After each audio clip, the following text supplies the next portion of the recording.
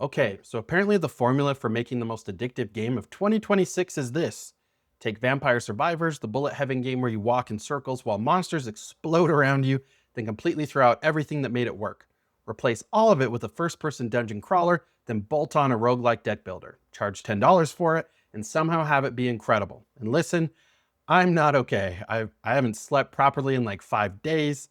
I told myself just one more run so many times, the phrase has lost all meaning. My wife thinks I'm having a midlife crisis. My son asked if dad was still alive in there. Vampire Crawlers came out. I picked it up for less than the cost of a sad Chipotle bowl, and it has completely hijacked my entire life. So let's talk about why. Real quick, for anyone who's been in a bunker and missed Vampire Survivors, Vampire Survivors is that little indie monster mash made by one guy, Luca Galante, who built it for like $1,100 and accidentally invented an entire genre. You walk around, weapons auto-fire, you collect XP, you level up, you watch the screen turn into a particle effect orgy. You die, you do it again forever. It's digital crack, and Poncle, the studio that grew out of that game, has been winning BAFTAs ever since. Now Vampire Crawlers is their spinoff.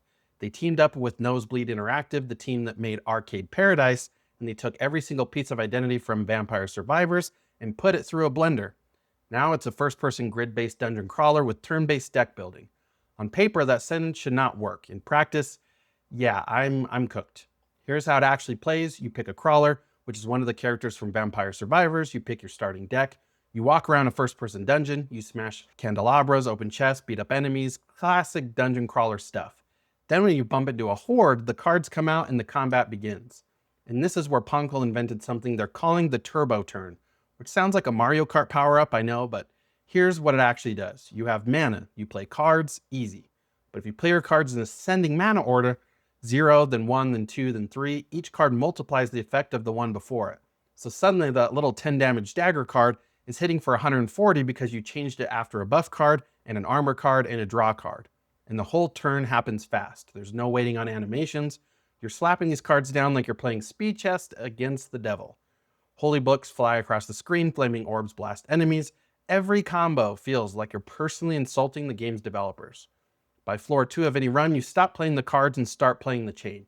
You're not asking what does this card do, you're asking what does this card do at the end of a 5-card combo with 3 gems socketed into it. And the answer is usually delete the boss. And speaking of deleting bosses, let me tell you about what this game does to your brain. Vampire Crawlers might be the single best game I've ever played, and making you feel like you personally broke it. I had one run where I drafted a 2-mana card that gives you 3 mana back when you play it. Cool, useful, standard stuff. Then I socketed a gem into it that makes it draw a card when you play it.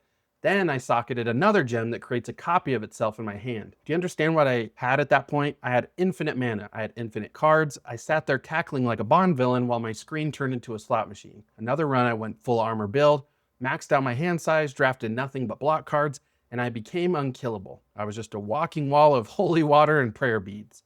Fights took 10 minutes because I did no damage, but the enemies might as well have been throwing wet noodles at me. I could have made a sandwich mid-combat. Every character has a different starting deck and a unique card, so you actually feel encouraged to experiment.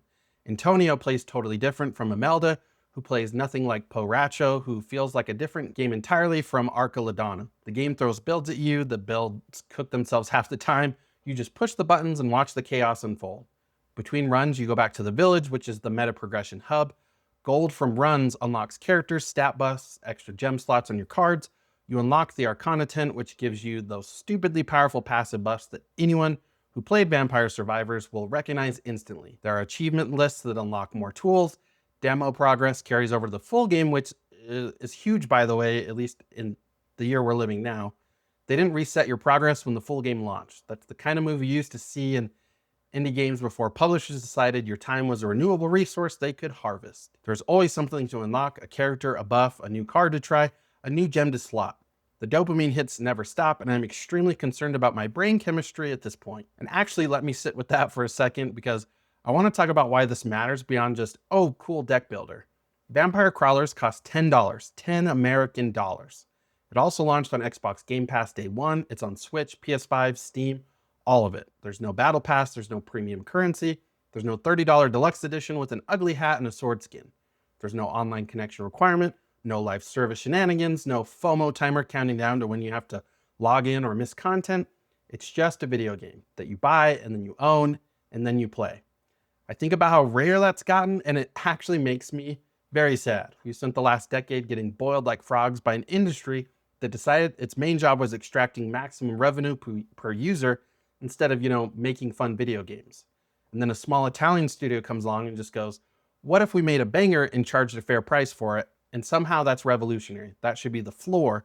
That should be the bare minimum. And I'm not going to sit here and pretend this game is flawless.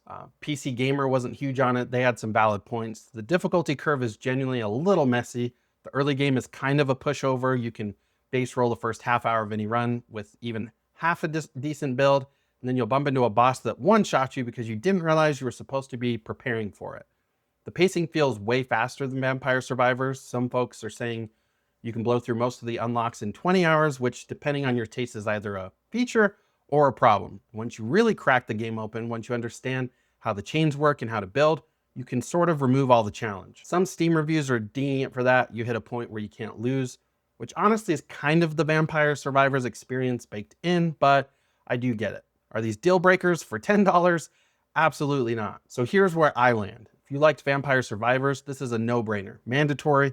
If you like Roguelike Deckbuilder, Slay the Spire, Balatro, Monster Train, this is now in the conversation. If you have $10 and a pulse, you should probably play it.